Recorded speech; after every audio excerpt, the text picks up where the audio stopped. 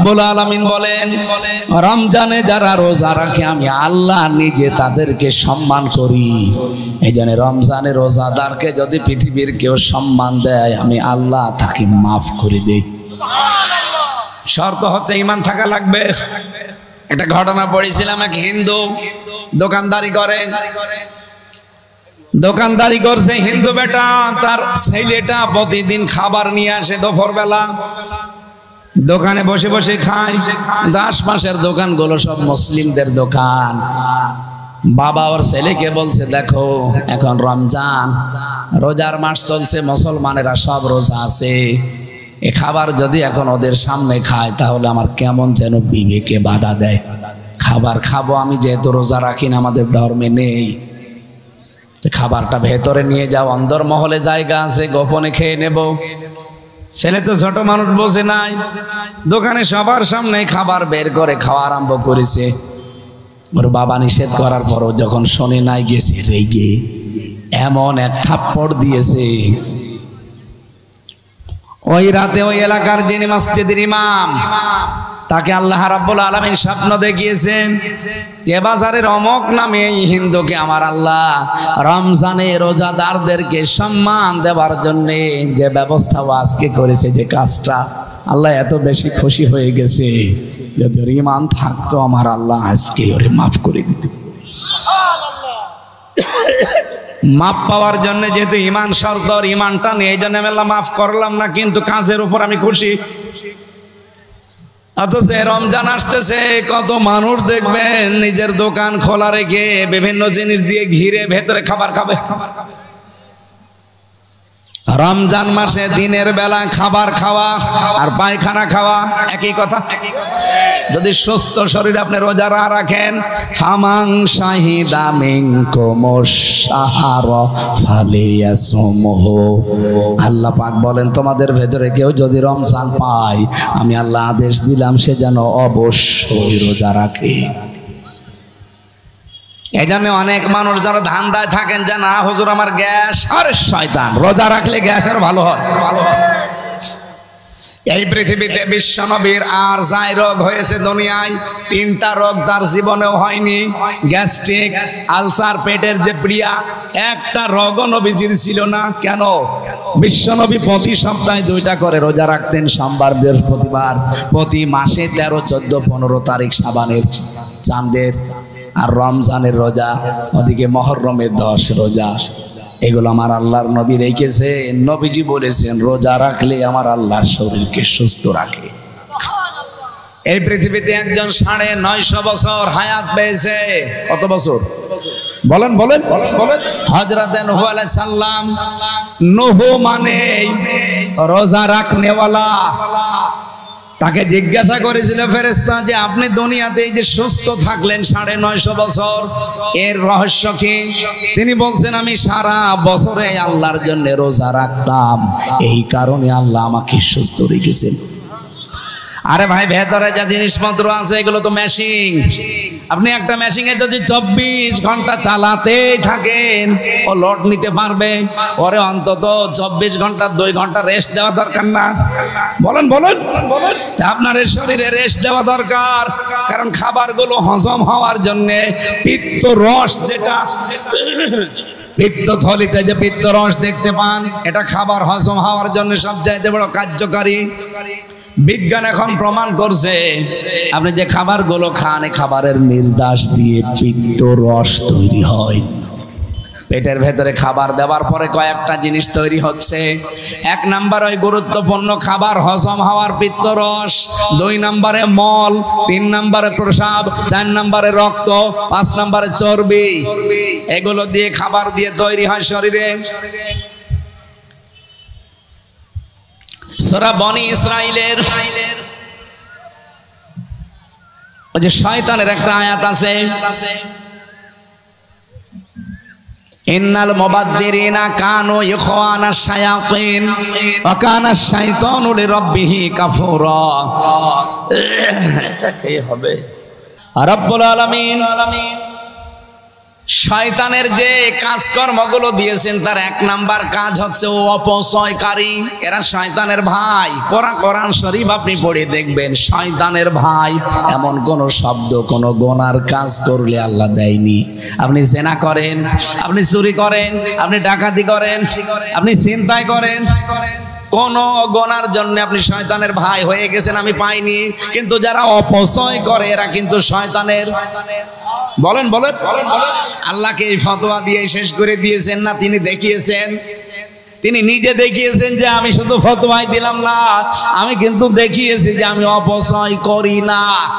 এই যে খাবারগুলো যখন পেটে যায় এটা হজম হওয়ার জন্য পিত্ত রস লাগবে। আপনি দেখবেন ওই জায়গায় যে এখানে কম্পিউটার ভেড়ান, আমি দেখাবো আপনাকে, ফোঁটা ফোঁটা করে রসগুলো পড়ে। যতক্ষণ খাবার পেটে থাকে ফোঁটা ফোঁটা অটোমেটিক পড়তে থাকে, খাবার হজম হয়। যখন খাবার পেটে না থাকে ওটা অটোমেটিক বন্ধ হয়ে যায়। এটা বন্ধ করছে আপনার বাবাই। কে? বলেন বলেন। আল্লাহ বলেন আমি যে অপচয় করি না, এটাও একটা প্রমাণ। এই গুরুত্বপূর্ণ দামি জিনিসটা নষ্ট হয়ে যাবে খাবার না থাকলে। এজন্য খাবার থাকলে পড়ে, খাবার না থাকলে বন্ধ করে দেয়। এখানে প্রতি সপ্তাহে, মাসে এবং বছরে যদি আপনি একটু খাবারকে কন্ট্রোল করতে পারেন, আপনার এই মেশিনটা তো একটু রেস্ট পাবে। আপনার শরীরকে সুস্থ রাখার জন্য রোজার চাইতে এই গুরুত্বপূর্ণ বিধান আল্লাহ দুনিয়ায় আর দেয়নি। এজন্য সামনে রোজাটা রাখার চেষ্টা করা লাগবে না? লাগবে না? আমি বিশ্বের যতগুলো দেশে গেছি বিভিন্ন ধর্মের মানুষের সাথে মিশেছি। ইহুদিদের সাথে মিশলে যদি জিজ্ঞাসা করি যে আপনার নবীর নাম কি, ওরা বলে যোসেফ। যোসেফ মানে মুসা আলাইহিস সালাম। আমরা যারা মুসা বলি ওরা যোসেফ বলে।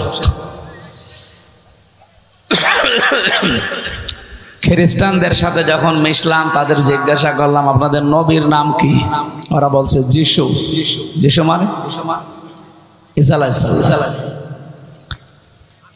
আমাদেরকে জিজ্ঞাসা করলে আমরা বলি আমাদের নবীর নাম মুহাম্মাদুর রাসূলুল্লাহ সাল্লাল্লাহু আলাইহি ওয়াসাল্লাম। এই মুসলমানদের ভেতরে অনেকগুলো দল আছে, তারা এখনো পর্যন্ত নবীজিকে নবী হিসাবে মানতে পারে না।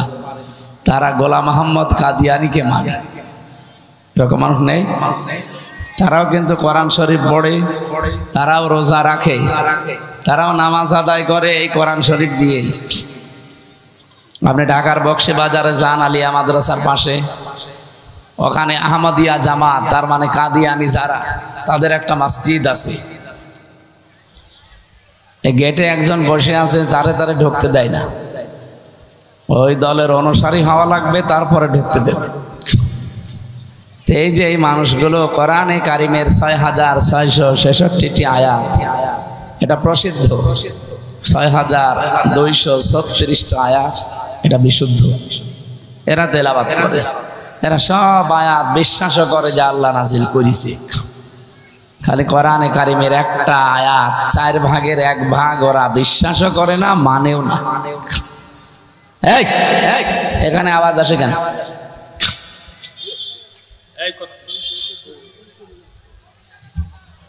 সূরা আহজাবের ৪০ নম্বর আয়াতের মাঝে যে অংশটুকু আছে ওয়া খাতামান নাবিয়্যিন, এটা মানে না। মা কানা মুহাম্মাদুন আবা আহাদিম মির রিজালিকুম ওয়ালাকির রাসূলুল্লাহ, এ পর্যন্ত ঠিক আছে। মুহাম্মদ সাল্লাল্লাহু আলাইহি ওয়াসাল্লাম পৃথিবীতে কোনো অ্যাডাল্ট পুরুষের বাবা না। হ্যাঁ, তিনি পুরুষের বাবা কিন্তু ছোট পুরুষের। এই জন্য আল্লাহ এখানে সিবিয়ান না দিয়ে রিজাল দিয়েছে। সিবিয়ান মানে ছোট পুরুষ, আর রেজাল মানে বয়স প্রাপ্ত যারা, প্রাপ্তবয়স্ক অ্যাডাল্ট যারা, এই মানুষগুলোকে বলা হয় রেজাল। নবীজিকে কোনো বড় পুরুষ মানুষের পিতা ছিলেন না, ওনার ছেলেগুলো সব ছোটবেলায় মারা গেছে। কাদিয়ানীরা বলে হ্যাঁ মোহাম্মদ উনি অ্যাডাল্ট পুরুষের বাবা না, এটা আমরা মানি। আহাদিম মির রিজালিকুম ওয়ালাকির রাসূলুল্লাহ, তিনি আল্লাহর রাসূল, এইটাও মানি। খাতামান নাবিয়্যিন, তিনি সর্বশেষ নবী, এটা আমরা মানি না। কারণ সর্বশেষ নবী আমরা জানি গোলাম আহমদ কাদিয়ানী। বলেন নাউজুবিল্লাহ। কোরআনে কারিমের শুধু একটা শব্দ ওরা মানে না, এই জন্য তামাম দুনিয়ার সব আলেম ওলামা সবাই একমত যে কাদিয়ানীরা কাফের। কি কাফেরদের সাথে যেমন ছেলে মেয়ে বিয়ে দেওয়া যায় না, কাদিয়ানীদের সাথেও যাবে না। আপনি একটু ভাবেন তো, কোরআন শরীফের 6666টি আয়াতই বলেন আপনি, মাত্র একটা আয়াতটাও পুরানা, 4 ভাগের 1 ভাগ ওরা শুধু মানে না, বিশ্বাস করে না। এই জন্য যদি কাফের হয়, তাদের সাথে যদি ছেলে মেয়ে বিয়ে দেওয়া জায়েজ না থাকে, বাংলাদেশে অনেক মানুষ এমন আছে কোরআনের 918টা আয়াত মানে না। কি ঘুমাচ্ছে? কি বললাম টের পাচ্ছে? ওরা মাত্র একটা আয়াতের 4 ভাগের 1 ভাগ মানে না। এই জন্য যদি কাফের আপনি বিশ্বাস করেন, ছেলে মেয়ে বিয়ে না দেন। এদেশে যারা এই কথা বলে যে কোরআনের সাথে রাজনীতির কোনো সম্পর্ক নেই, তারা কিন্তু 918টা আয়াত কোরআনের মানে না। তাহলে এদের সাথে ছেলে মেয়ে বিয়ে দেয়া জায়েজ হবে? আপনি শুধু না কি সামিয়ানা পর্যন্তই, নাকি এর বাইরেও যাবে? হ্যাঁ, ঠিক আছে। এই জন্য আমরা চাই, আমি যেতে ইঙ্গিত দিলাম শুনুন, শুধু বাংলাদেশ জামাতে ইসলামী না, প্রত্যেক জেলায়, প্রত্যেক উপজেলায়, থানায়, ইউনিয়নে, গ্রামে, ওয়ার্ডে, প্রত্যেক পাড়ায় ও যদি মানুষ দাবি করে, তারই উচিত হচ্ছে কোরআনে কারিমের সাথে সম্পৃক্ত থাকা। কারণ কোরআন শরীফ তো আমাদের হিন্দু ধর্মের মতো খালি পুরোহিত, হিন্দু ঠাকুর যারা, পণ্ডিত যারা, তারা পড়বে না। এটা সবার জন্য উন্মুক্ত। আপনাদের একটা মাসলা বলে দেই, যদি শরীরে বড় কোনো নাপাকি না থাকে, যেমন ফরজ গোসল, অথবা স্বপ্ন দোষ হয়েছে, অথবা স্বামী স্ত্রীর ব্যবহার, এমন কোন ফরজ গোসল যদি আপনার উপরে না থাকে, আপনি কোরআন শরীফ ধরতে পারবেন, পড়তে পারবেন, কোনো অসুবিধা।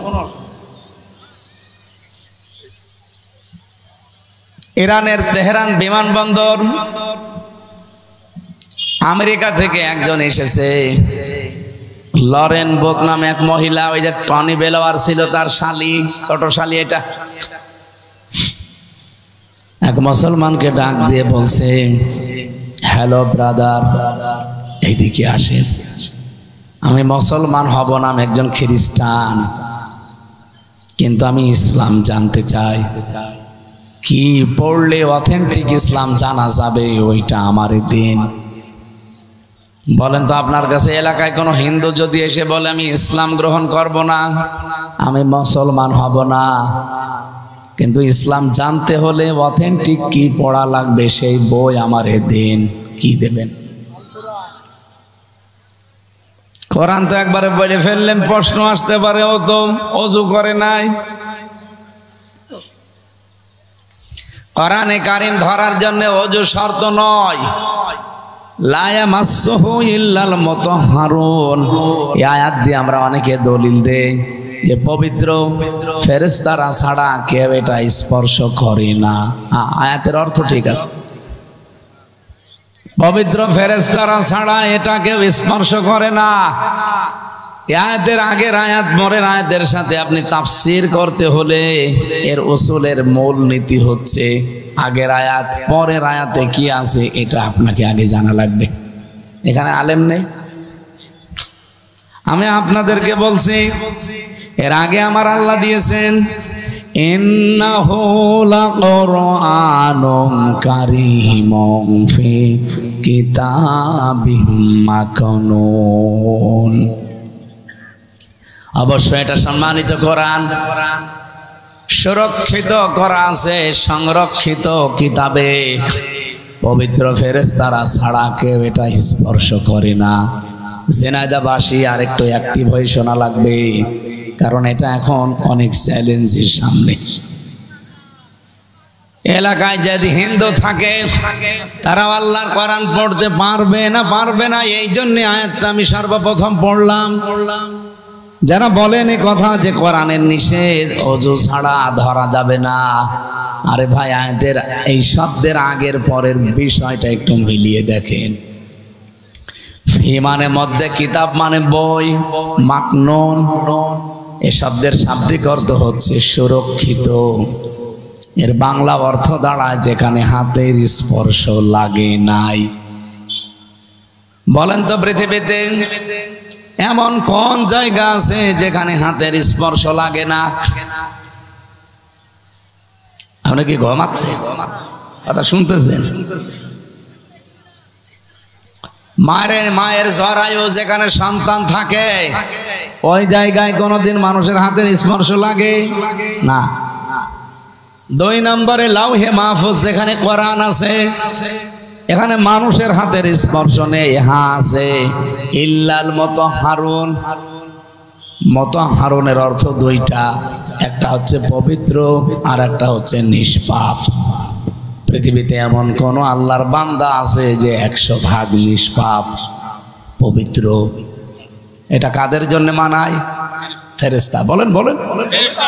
তাহলে আয়াতগুলোর বাংলা বুঝেই তো বোঝা যায় যে এটা কোন জায়গার জন্য। আল্লাহ বলেন ওই যে কোরআন লা ইয়ামাসসুহু, এই হোর মারসাল হে মাহফুজের দিকে, ওই কোরআন স্পর্শ করে না ইল্লাল মুতাহহারুন, কোন অপবিত্র, কোন গুনাহগার যারা, তারা এটা স্পর্শ করতে পারে না। আর স্পর্শ করে তারা যারা নিষ্পাপ এবং পবিত্র। তাহলে ফেরেশতারা একদিকে নিষ্পাপ আর একদিকে। এ পর্যন্ত বুঝেছেন কিনা বলেন? তাহলে এই যে আয়াত পড়ে আমরা দলিল দেয় আন্দাজে, এটা কি দুনিয়ার জন্যে না লাউহে মাহফুজের জন্যে? আর একটা অর্থ যেহেতু হয় মাকনুনের মায়ের জরায়ু যেখানে সন্তান থাকে, কোরআনের সাথে ওই জায়গা মেলে। হ্যাঁ, ওখানে কোরআন থাকতে পারে না, তাহলে এটা বাদ। দ্বিতীয় আর একটা যে অর্থ বের করলাম লাউহে মাহফুজ, তার মানে ওইটা হবে। তার মানে দুনিয়ার জন্য আয়াতের হুকুম না। আমার আল্লাহ আমাদেরকে জানাতে চেয়েছেন কোরআন এত সম্মানিত, সুরক্ষিত কিতাবে সংরক্ষণ করে রাখা আছে, ওখানে কেউ হাত দিতে পারবে না শুধুমাত্র পবিত্র এবং নিষ্পাপ ফেরেশতারা ছাড়া। ইরানের তেহরান বিমানবন্দরে যে খ্রিস্টান মেয়ে লরেন বোথ মুসলমানকে বলছে, হ্যালো ব্রাদার, গিভ মি, আমাকে দেন এ বুক, একটা বই দেন, আমি যেটা পড়লে অথেন্টিক ইসলাম জানতে পারবো। ওই মুসলমান তখন তাকে কোরআনের ইংরেজি তাফসির তুলে দিয়েছে। 1 দিন 2 দিন না, 3 বছর একাধারে এই মহিলা কোরআনকে বুঝে বুঝে পড়েছে। আমাদের মতো পড়ে নাই, আনাকুম জানাকুম না, যেভাবে পড়া দরকার ওইভাবে পড়েছে। 53 জায়গায় লাল দাগ দিয়েছে কলম দিয়ে, যে মুসলমানরা এতদিন বলে এখানে নাকি ভুল নেই, লা রাইবা ফি, কোনো সন্দেহ নেই। অথচ আমি 53 জায়গায় ভুল পেয়েছি। সংবাদ সম্মেলন করে আমি জানাবো। সাংবাদিকরা জিজ্ঞাসাও করছে ও লোকটা, মেয়েটা যখন মুসলমান হয়ে যায়, যে আপনি একজন খ্রিস্টান, তাম দুনিয়ায় সব চাইতে বেশি মানুষ বাস করে খ্রিস্টান ধর্মে। কোন ধর্মে? 250 কোটির উপরে তারা, আর আমরা 175 কোটি। এর নিচে আছে হিন্দুরা, এর নিচে অন্যান্য জাতির লোকেরা। আপনি বলেন তাম দুনিয়ায় সব চাইতে বেশি যে ধর্মে মানুষ, সেই ধর্ম ছেড়ে দিয়ে, বাপ দাদার ধর্ম বাদ দিয়ে নতুন ধর্ম ইসলাম গ্রহণ করছে, যেটাকে ওরা দেখতেই পারে না। সাংবাদিকরা প্রশ্ন করার পরে উনি জবাব দিয়েছে, দেখেন আমি কিন্তু অনার্স মাস্টার্স করা, বিশ্ববিদ্যালয় থেকে ডক্টরেট করা একজন মেয়ে। আমার হালকা বুদ্ধি না, আমি 3 বছর আল্লাহর এই কোরআন পড়েছি বুঝে শুনে। আমি লাল দাগও দিয়েছিলাম, কিন্তু আশ্চর্য, যেখানে লাল দাগ মারি দেখি তার পরের আয়াতে, পরের সূরাতে ওই ভুলের জবাব আমার আল্লাহ 1500 বছর আগেই দিয়ে দিয়েছে। আমি নিজেকে আর কন্ট্রোল করতে পারলাম না। যদিও আমার ধর্মে সবচাইতে বেশি মানুষ বাস করে, আমি সব বাদ দিয়ে কোরআনের কাছে নিজের জীবনের ভুল ধরা পড়েছে, আমি আজ মুসলমান হয়ে গেছি। এই জন্য অন্য ধর্মের যারা আছেন আপনাদেরকে আমরা ওয়েলকাম জানাই। হাত্তা ইয়াসমা কালাম আল্লাহি সুম্মা আবলিগহু মা'মানা। আল্লাহ বলেন কোরআন যদি অন্য কোন ধর্মের মানুষ শুনতে আসে তাদেরকে আপনি শুনতে ব্যবস্থা করবেন এবং শোনা হয়ে গেলে নিরাপদে বাড়ি পৌঁছিয়ে দেবেন। এজন্য আজকের এই মাহফিলে যদি অন্য ধর্মের মানুষ এসে থাকেন, আলহামদুলিল্লাহ, আপনাকে আমরা ওয়েলকাম, স্বাগতম জানাচ্ছি। কথা বলেন ঠিক কিনা? আরো নিরাপদে আপনারা বাড়ি যেতে পারবেন। এই 54 বছর বাংলাদেশে কোরআনের বিধান নেই, এই জন্য কম বেশি আমরা সবাই অশান্তিতে আছি এবং আতঙ্কে আছি। বিশেষ করে আগস্টের 5 তারিখের পর থেকে আরো বেশি।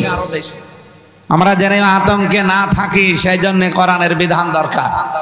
সেই দিন গাইবান্ধা বাংলাদেশের একটা জেলা, রংপুর বিভাগে একজন ঠাকুর হিন্দু পুরোহিত সে বক্তব্য দিচ্ছিল যে কোরআনে কারিম যদি এই দেশে কায়েম হয় আমরা সবচেয়ে বেশি নিরাপদে থাকতে পারবো হিন্দুরা। আপনাদের ঠাকুর কথা বলে এই কথা যে কোরআনের বিধান এদেশে কায়েম হলে আমরা সবচেয়ে নিরাপদে থাকতে পারবো।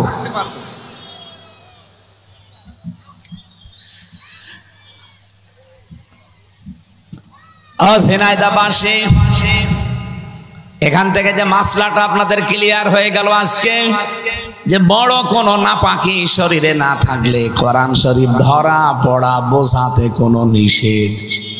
বলেন বলেন। নবীজি টয়লেট করে বাইরে আসলেন, পায়খানা থেকে, প্রসাবখানা থেকে, বিশ্ব নবীকে গোশত দিয়েছে খেতে। নবীজি গোশত খাওয়া আরম্ভ করলেন। সাহাবীরা বলে, হুজুর আপনি ওযু করবেন না? আল্লাহর নবী বলেন, সাহাবীরা শুধু নামাজ বাদ দিয়ে পৃথিবীর কোনো কাজে ওযু করার আদেশ আমি পাইনি। এটা বাইহাকি শরীফের হাদিস। হাদিস তো আমি বানালাম। বলেন বলেন, কি বুঝলেন এখান থেকে? আপনি কি কথা বুঝতেছেন? কি বুঝলেন আপনি এখান থেকে? যে ওযু করে শুধু নামাজ পড়ার জন্য আমি আদিষ্ট হয়েছি, নামাজের আগে ওযু করা লাগবে। ইয়া আইয়ুহাল্লাযীনা আমানু ইযা কুমতুম ইলাস সালাতি ফাগসিলু ওয়ুজুহাকুম ওয়া আইদিয়াকুম ইলাল মারাফিকি ওয়ামসাহু বিরুসিকুম ইলাল কাবাইন। সূরা মায়েদার ভেতরে আল্লাহ জানিয়েছেন, ইমানদার মানুষেরা যদি নামাজের ইচ্ছা করো যে আমি নামাজ পড়বো, তাহলে আগে ওযু করা লাগবে। এই নির্দেশ কার? নবীজির হাদিস হচ্ছে, আমি গোশত খেয়েছি, এর আগে ওযু করার আদেশ আল্লাহ আমাকে দেয়নি।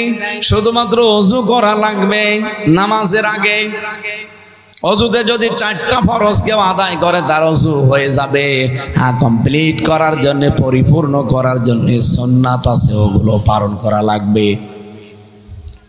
কেউ যদি মুখমণ্ডলটা পুরাটা ধুয়ে ফেলে, একবার ধোয়া ফরজ, 3 বার ধোয়া সুন্নাত। ওই লোকটা যদি হাতের কোনো পর্যন্ত ধুয়ে ফেলে, এই কোনো সহ, কোনো পর্যন্ত না, কোনো সহ, কোনো পার হওয়া লাগবে। পায়ের যে পাতা আছে আপনার, পায়ের এই গোড়ালি থেকে শুরু করে পায়ের একেবারে যে উপরে যে এ পর্যন্ত যদি ধুয়ে ফেলতে পারে, আর মাথার 4 ভাগের 1 ভাগ আমি যদি এইভাবে করি, আমার 4 ভাগের 1 ভাগ হয়নি? বলেন না কেন? আমার ওযু হয়ে গেছে। যদি এইভাবে কেউ করে ওযু হয়ে যাবে। হ্যাঁ, ওরে প্র্যাকটিক্যাল যদি সুন্নাত মুস্তাহাব পুরাটা আদায় করা লাগে, তাহলে যে এইভাবে করে নেবেন, এই 3 আঙ্গুল একদিকে, এই 2টা বেরিয়ে থাকবে, এভাবে যাবেন। এই 3 আঙ্গুলের শেষ, এই 2 আঙ্গুল বেশি থাকছে, এভাবে ঘুরিয়ে নিয়ে আনবেন। এরপরে যে 2 আঙ্গুলের মাথায় যে পানি থাকে, কানে যতটুকু যায় দিয়ে দেবেন। আর এই যে 2 আঙ্গুলের মাথায় পানি আছে, এটা এইভাবে নিচের থেকে তুলে দেবেন। এটা পরিপূর্ণ। কিন্তু 4 ভাগের 1 ভাগ ইমামরা বলেছে, যে কোনো এক জায়গায় হাত দিলে আমার মাথার 4 ভাগের 1 ভাগ আমি ঢেকে ফেলছি, তার মানে ওযু হয়ে গেছে। এই যে আয়াতটা এবং এই হাদিসটার দ্বারা কি বুঝলাম, শুধুমাত্র নামাজের আগে ছাড়া পৃথিবীর কোন কাজ করার আগে ওযু করা লাগবে। নবীজি বলছেন আল্লাহ আমাকে আদেশ দেয়নি, তাহলে আপনি হাদিস বানাবেন কি করতে? এটা বানিয়ে কি হচ্ছে জানেন, হাজারো মানুষ মনে করো ওযু ছাড়া কোরআন ধরা যাবে না, তো সারাদিন ওযু করে থাকবো কি করে, এজন্য কোরআনের কাছেও আসে না। অথচ এটা সেরকম শর্ত হয় না। বাইরের যে দেশগুলোতে আমি বিশেষ করে এই যে বৌদ্ধ দেশকে দেখেছি, এই চীন দেশে ওরা চাষ করে, যখন রাস্তার পাশ দিয়ে আমি হেঁটে যাচ্ছিলাম, দেখি একটা লোক কৃষক চাষ করছে তার মেশিন দিয়ে, হঠাৎ একটা গাছের নিচে এসে দৌড়ে বসে পড়লো, পকেট থেকে একটা ছোট্ট লাল বই বের করলো, এতটুকু বের করে 2-3 মিনিট পড়ে নিল, শরীরটা এদিকে শান্ত হয়ে গেল। 2-3 মিনিট পড়ার পরে নিজের শরীরকে যখন বিশ্রাম মনে হচ্ছে, পকেটে রেখে আবার কাজ আরম্ভ করল। কয়েক মিনিট দেখলাম, ড্রাইভারকে বললাম গাড়ি থামান। জিনিসটা লক্ষ্য করে দেখি কি একটা কৃষক মানুষ কি এভাবে কি করে বারবার। কয়েকবার দেখার পরে ওনারা জিজ্ঞাসা করলাম, ওই যে দোভাষী ছিল তারে দিয়েছে ভাই, কারণ ওদের স্যাংচং ভাষা সাথে আমি বুঝি না। অন্যান্য দেশে গেলে দেখবে হালকা পাতলা বোঝা যায়, আর এ যে কি স্যাংচং করে। দোভাষীরে বললাম যে কি করে, বলছে হুজুরও করছে হচ্ছে এই যে পকেটে যেটা দেখছেন ওটা ওদের ধর্মীয় গ্রন্থ, ওই যে আধা ঘন্টা 45 মিনিট কাজ করে হাঁপিয়ে যায়, শরীর ঘেমে যায়, এখন যে 5-7 মিনিট একটু দম নেবে, একটু বিশ্রাম নেবে, ওই গাছের নিচে বসে বসে আন্দাজে তো বসে থাকবে না, এই 10-15 মিনিট যতটুকুই বসে থাকে এই পকেট থেকে ওদের ওই ধর্মীয় গ্রন্থটা বের করে একটু পড়ে নেয়। 8-10 মিনিট পড়াও হয়, বিশ্রামও হয়, আবার কাজে লেগে পড়ে। আপনি চিন্তা করেন তো, এটা বৌদ্ধ, তাদের ধর্মীয় গ্রন্থ পড়ার জন্য কত অ্যাক্টিভ, 5টা মিনিট 7টা মিনিট সময় নষ্ট করে না। আর আপনি এখান থেকে ঢাকায় যান 5.5 ঘন্টা সময় লাগে, 10টা মিনিট কোরআন শরীফের কোনো আয়াত মোবাইল থেকে হোক, পকেটে একটা শত কোরআন রাখতে পারেন, সেখান থেকে পড়বেন, তারপরও আপনি পড়তে চান না। কোরআনের সাথে সম্পর্ক আমাদের বাড়ানো দরকার না নেই? সামনে রমজান, রমজানের দাম বাড়ার পেছনে যতগুলো কারণ, তার 1 নম্বরেই কারণ হচ্ছে কোরআন। আল্লাহ রাব্বুল আলামিন বলেন শাহরু রমাদান আল্লাযী উনজিলা ফীহিল কুরআন, এই সেই মাস যার নাম রমজান, এই মাসে আমি আল্লাহ কোরআনে কারীম নাজিল করেছি। বলেন তো রমজান মাস কোরআন নাজিল হওয়ার আগে দুনিয়ায় ছিল না? 1500 বছর আগে কোরআন নাজিল হয়েছে রমজানে।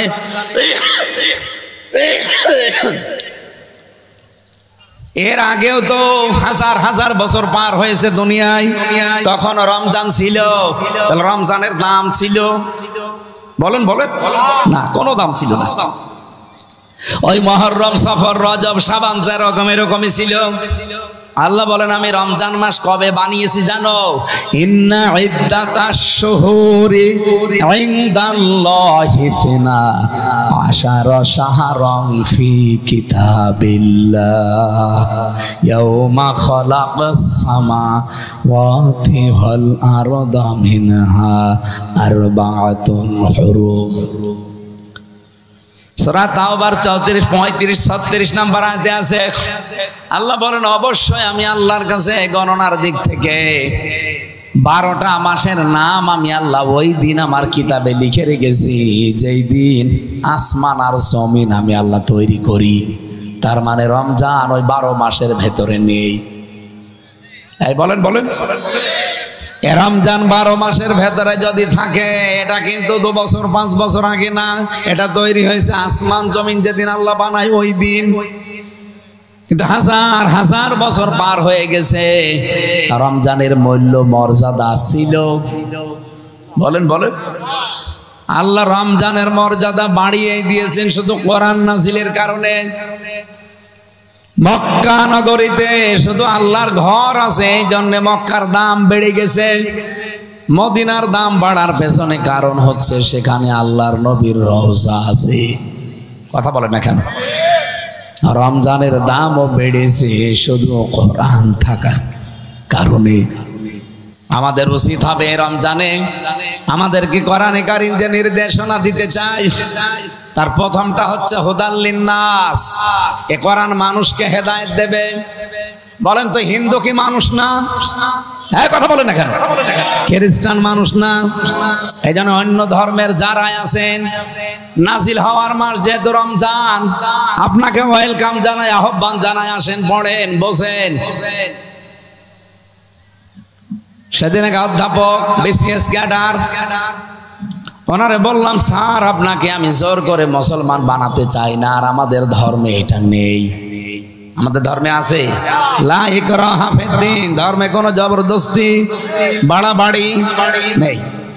যদি বাড়াবাড়ি থাকতো তা আপনাকে আমি পিটিয়ে মুসলমান বানিয়ে ফেলতাম, কারণ আমরা ৯৬% মুসলমান এই দেশে, আর আপনারা মাত্র ৪%। আপনারা টিকতে পারতেন না, যেহেতু আমাদের ধর্মে জোর জবরদস্তি নেই, বাড়াবাড়ি নেই। এই জন্য আপনাকে আমার ধর্মীয় গ্রন্থটা আমি দিলাম, হয় বাংলায় পড়েন না ইংরেজিতে পড়েন। আপনি যেহেতু ক্যাডার, বিসিএস ক্যাডার, আপনি ইংরেজিতে পড়েন, বাংলায় পড়েন, যে ভাষায় পারেন মাত্র ৩ মাস পড়েন। আমি আপনাকে আদেশ দিলাম খালি ৩টা মাস একটু বুঝে বুঝে পড়বেন। ৩ মাস পরে দেখে উনি নিজের থেকেই মুসলমান হয়ে গেছে। এ কোরআনে আল্লাহ এমন ক্ষমতা দিয়ে রেখেছে, সত্যি যদি আপনি এখানে হেদায়েত পাওয়ার জন্য একটু আসেন, মন যদি আপনার ফ্রেশ হয়, আমার আল্লাহ আপনাকে হেদায়েত নসিব করে দেন। এই জন্য আজকের এই মাহফিলে যারা এসেছেন, আমরা কি হেদায়েত পাওয়ার জন্য এসেছি না লোক দেখানোর জন্য? আজকের অনুষ্ঠানটা মনে করবেন যে আমার জন্য। আমির হামজা ওর বাবার দাদার কথা না, আল্লাহর কথা বলছে। ওর যেমন দরকার আমারও দরকার। এই কথা বলেন না কেন? হ্যাঁ, আমি যদি আমার কোরআনের বাইরে কোনো কথায় চলে যাই, তখন ওইটা আপনার মানার দরকার নেই। আমার সংশোধনী দেবেন যে এটা তো মিলে না, কিন্তু এটা বলতে হলেও তো আপনি আমার চাইতে বেশি জ্ঞানী হওয়া লাগবে। আমার কোরআনের উপরে অনার্স মাস্টার্স করা, আপনার চাইতে অন্তত কিছু না হলেও কোরআনের আয়ত্ত আমার বেশি আছে। কি কথা বলেন না কেন? তাহলে এইটাকে নিরসন করতে পেরেছেন যে ওযু ছাড়া কোরআন শরীফ ধরা যাবে না, এটা বানানো কথা। আপনার বড় নাপাকি যদি থাকে শরীরে, স্বামী স্ত্রীর ব্যবহার অথবা স্বপ্ন দোষ, এই দুইটা বাদ দিয়ে এমনি ছোটখাটো নাপাকি আপনি পোশাক করে আসলেন, কোনো অসুবিধা নেই। কোরআন ধরবেন, পড়বেন, বুঝবেন, কোনো অসুবিধা নেই। এটা ইহুদি আর খ্রিস্টানদের একটা চক্রান্ত, আমরা যেন কোরআনের সাথে লেগে থাকতে না পারি। কারণ কোরআন হুদাল লিন্নাস, মানুষকে হেদায়েত দেবে। তো দেবে কি করে? এর কাছে না আসলে দেবে? বায়্যিনাতিম মিনাল হুদা, এর ভেতরে স্পষ্ট দলিল প্রমাণ দেওয়া আছে। আল ফুরকান, হক আর বাতিল পার্থক্য করার নিয়ম আছে এর ভেতরে। সুতরাং রমজান সামনে, কোরআন আপনার কাছে, বাকি জীবন যদি হক আর বাতিল পার্থক্য করে চালাতে না পারেন, রমজান আসবে, চলে যাবে, আপনার কিছু হবে না। এক কথা বলেন না কেন? আপনার কিছু হবে? এই যে ভাইয়ের বয়স মনে করেন ৫০ বছর হয়েছে, কত? ওই দিদি, হ্যাঁ, আমার ৩৩। ওয়াইফের কথা বললে না, আমার কথা। আপনার ৫৩, তাই তো বলি। কিরকম? আমার বাবার বয়স ৫৫, এখনই ভাই বলে ফেলতাম। ৫৮, ৫৩ হোক, ৫ বছর কমাক। আমিও কমিয়েছি। বিয়ের সময় আমারও ছিল যা, আমি ৩ বছর কমিয়েছি। কারণ বয়স কমালে একটু মানে যুবক যুবক লাগে, বয়স বাড়িয়ে ফেললে ঝামেলা। ম্যাডাম আমারে বলে, তোমার নিজের বয়স বলতে পারো না, খালি সার্টিফিকেটের বয়স বল। যে ওইটা বললে কেমন যেন লাগে। তুমি তো এমনি বুড়ো হয়ে গেছে, এই বয়সে বুড়ো বললে মানায়?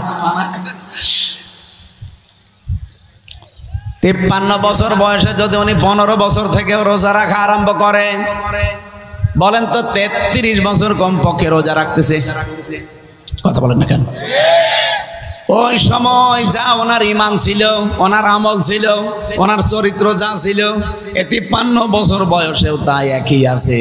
তো ওনার এতদিন রোজা রেখে কি হলো? কথা বুঝতেছেন? আপনি ডাক্তারের কাছে নিয়ে গেলেন, বাচ্চাকে 2 বছর বয়স, ডাক্তার আগে ওজন দেবে কি? আপনি বাচ্চা ডাক্তারের কাছে নিলে আগে প্রথমে ডাক্তার কি করে? ওজন দিল 2 বছর বয়সে 10 কেজি মনে করেন। আবার নিয়ে গেলেন 5 বছর বয়সে, ওজন দিল 10 কেজি। 15 বছর বয়সে নিয়ে গেলেন, ওজন দিল 10 কেজি। এ বাচ্চা সুস্থ না অসুস্থ? এটা যেমন বুঝে ফেলেছেন। আপনি সেই 15 বছর থেকে রোজা রাখেন, আপনার চরিত্রের কোনো পরিবর্তন নেই, আপনার ইমানের মান কোনো উন্নয়ন নেই, আপনার অ্যাক্টিভিটিস নেই দিনের উপরে, ইসলামের উপরে, কোরআনের উপরে, সত্য মিথ্যা পার্থক্য করতে পারেন না, আপনি তো সুস্থ না। 33 বছর রোজা রেখেও আপনি অসুস্থ। রমজান এসেছে কিন্তু এটা দেওয়ার জন্য আল ফুরকান, এটা স্পষ্ট দলিল আর প্রমাণ, হক আর বাতিল পার্থক্য করে কোরআন আপনাকে রমজানে দেখাবে। সুতরাং রমজান আসার পরেও যদি কোনো মানুষ এই পৃথিবীতে হক আর বাতিল পার্থক্য করে বাকি জীবন চালাতে না পারে, ওর জীবন ব্যর্থ। হ্যাঁ, কথা বলেন, কথা বলেন। যেহেতু আর 3 দিন পরে রমজান, এত দামি এটা আল্লাহর কাছে। রব্বুল আলামিন বলেন, রমজানে যারা রোজা রাখে আমি আল্লাহ নিজে তাদেরকে সম্মান করি। এই জন্য রমজানে রোজাদারকে যদি পৃথিবীর কেউ সম্মান দেয়, আমি আল্লাহ তাকে মাফ করে দেই। শর্ত হচ্ছে ঈমান থাকা লাগবে। একটা ঘটনা পড়েছিলাম, এক হিন্দু দোকানদারি করে, দোকানদারি করছে হিন্দু বেটা, তার ছেলেটা প্রতিদিন খাবার নিয়ে আসে দুপুর বেলা, দোকানে বসে বসে খায়।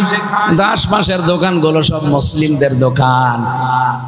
বাবা ওর ছেলেকে বলছে, দেখো এখন রমজান, রোজার মাস চলছে, মুসলমানেরা সব রোজা আছে, এ খাবার যদি এখন ওদের সামনে খায় তাহলে আমার কেমন যেন বিবেকে বাধা দেয়।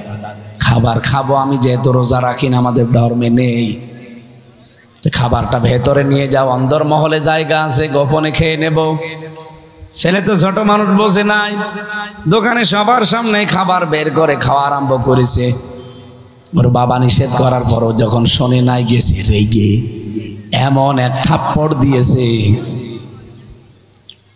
ওই রাতে ওই এলাকার যিনি মসজিদের ইমাম, তাকে আল্লাহ রাব্বুল আলামিন স্বপ্ন দেখিয়েছেন যে বাজারের অমক নামে এই হিন্দুকে আমার আল্লাহ রমজানে রোজাদারদেরকে সম্মান দেওয়ার জন্য যে ব্যবস্থা আজকে করেছে, যে কাজটা, আল্লাহ এত বেশি খুশি হয়ে গেছে, যদি ওর ঈমান থাকতো আমার আল্লাহ আজকে ওরে মাফ করে দিত। মাপ পাওয়ার জন্য যেহেতু ঈমান শর্ত, ঈমানটা নেই, এই জন্য আমি আল্লাহ মাফ করলাম না, কিন্তু কাজের উপর আমি খুশি। অথচ রমজান আসতেছে, কত মানুষ দেখবেন নিজের দোকান খোলা রেখে বিভিন্ন জিনিস দিয়ে ঘিরে ভেতরে খাবার খাবে। রমজান মাসে দিনের বেলা খাবার খাওয়া আর পায়খানা খাওয়া একই কথা। যদি সুস্থ শরীর আপনি রোজা রাখেন, ফামাং শাহিদা মিনকুমুশ শাহরা ফালিয়াসুমহু, আল্লাহ পাক বলেন তোমাদের ভেতরে কেউ যদি রমজান পায়, আমি আল্লাহ আদেশ দিলাম সে যেন অবশ্যই রোজা রাখে। এই জন্য অনেক মানুষ যারা ধান্দায় থাকেন যে না হুজুর আমার গ্যাস, আরে শয়তান, রোজা রাখলে গ্যাস আর ভালো হয়।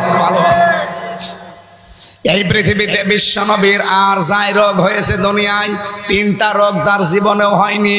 গ্যাস্ট্রিক, আলসার, পেটের যে পীড়া, একটা রোগও নবীজির ছিল না। কেন?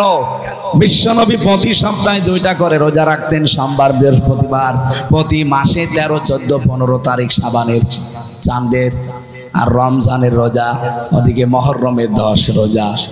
এগুলো আমার আল্লাহর নবী রেখেছে। নবীজি বলেছেন রোজা রাখলে আমার আল্লাহর শরীরকে সুস্থ রাখে। এই পৃথিবীতে একজন 950 বছর হায়াত পেয়েছে। কত বছর? বলেন বলেন বলেন। হযরত নূহ আলাইহিস সালাম। নূহ মানে রোজা রাখনেওয়ালা। তাকে জিজ্ঞাসা করেছিল ফেরেশতা যে আপনি দুনিয়াতে এই যে সুস্থ থাকলেন 950 বছর, এর রহস্য কি?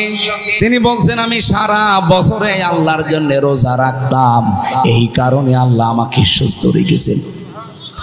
আরে ভাই, ভেতরে যা জিনিসপত্র আছে এগুলো তো মেশিন। আপনি একটা মেশিনে যদি 24 ঘন্টা চালাতেই থাকেন, ও লোড নিতে পারবে? ওরে অন্তত 24 ঘন্টা 2 ঘন্টা রেস্ট দেওয়া দরকার না? বলেন বলেন। আপনার শরীরে রেস্ট দেওয়া দরকার, কারণ খাবারগুলো হজম হওয়ার জন্য পিত্ত রস, যেটা পিত্তথলিতে যে পিত্ত রস দেখতে পান, এটা খাবার হজম হওয়ার জন্য সবচাইতে বড় কার্যকারী। বিজ্ঞান এখন প্রমাণ করছে আপনি যে খাবারগুলো খান, এই খাবারের নির্যাস দিয়ে পিত্ত রস তৈরি হয়। পেটের ভেতরে খাবার দেওয়ার পরে কয়েকটা জিনিস তৈরি হচ্ছে। 1 নাম্বার ওই গুরুত্বপূর্ণ খাবার হজম হওয়ার পিত্ত রস, 2 নাম্বারে মল, 3 নাম্বারে প্রস্রাব, 4 নাম্বারে রক্ত, 5 নাম্বারে চর্বি। এগুলো দিয়ে খাবার দিয়ে তৈরি হয় শরীরে। সূরা বনি ইসরাইলের ওই যে শয়তানের একটা আয়াত আছে, ইন্নাল মুবাদদিরিনা কানু ইখওয়ানাশ শায়াতিন ওয়া কানাশ শাইতানু লিরাব্বিহি কাফুরা। এটা কি হবে? রব্বুল আলামিন শয়তানের যে কাজকর্মগুলো দিয়েছেন, তার 1 নাম্বার কাজ হচ্ছে ও অপচয়কারী। এরা শয়তানের ভাই। কোরআন শরীফ আপনি পড়ে দেখবেন, শয়তানের ভাই এমন কোন শব্দ কোন গুনার কাজ করলে আল্লাহ দেয়নি। আপনি জিনা করেন, আপনি চুরি করেন, আপনি ডাকাতি করেন, আপনি ছিনতাই করেন, কোন গুনার জন্য আপনি শয়তানের ভাই হয়ে গেছেন আমি পাইনি। কিন্তু যারা অপচয় করে এরা কিন্তু শয়তানের। বলেন বলেন। আল্লাহকে এই ফতোয়া দিয়ে শেষ করে দিয়েছেন না, তিনি দেখিয়েছেন। তিনি নিজে দেখিয়েছেন যে আমি শুধু ফতোয়াই দিলাম না, আমি কিন্তু দেখিয়েছি যে আমি অপচয় করি না। এই যে খাবারগুলো যখন পেটে যায়, এটা হজম হওয়ার জন্য পিত্ত রস লাগবে। আপনি দেখবেন ওই জায়গায় যে এখানে কম্পিউটার ভেড়ান, আমি দেখাবো আপনাকে, ফোঁটা ফোঁটা করে রসগুলো পড়ে। যতক্ষণ খাবার পেটে থাকে ফোঁটা ফোঁটা অটোমেটিক পড়তে থাকে, খাবার হজম হয়। যখন খাবার পেটে না থাকে ওটা অটোমেটিক বন্ধ হয়ে যায়। এটা বন্ধ করছে আপনার বাবাই। কে? বলেন বলেন। আল্লাহ বলেন আমি যে অপচয় করি না, এটাও একটা প্রমাণ। এই গুরুত্বপূর্ণ দামি জিনিসটা নষ্ট হয়ে যাবে খাবার না থাকলে। এজন্য খাবার থাকলে পড়ে, খাবার না থাকলে বন্ধ করে দেয়। এখানে প্রতি সপ্তাহে, মাসে এবং বছরে যদি আপনি একটু খাবারকে কন্ট্রোল করতে পারেন, আপনার এই মেশিনটা তো একটু রেস্ট পাবে। আপনার শরীরকে সুস্থ রাখার জন্য রোজার চাইতে এই গুরুত্বপূর্ণ বিধান আল্লাহ দুনিয়ায় আর দেয়নি। এজন্য সামনে রোজাটা রাখার চেষ্টা করা লাগবে না? লাগবে না?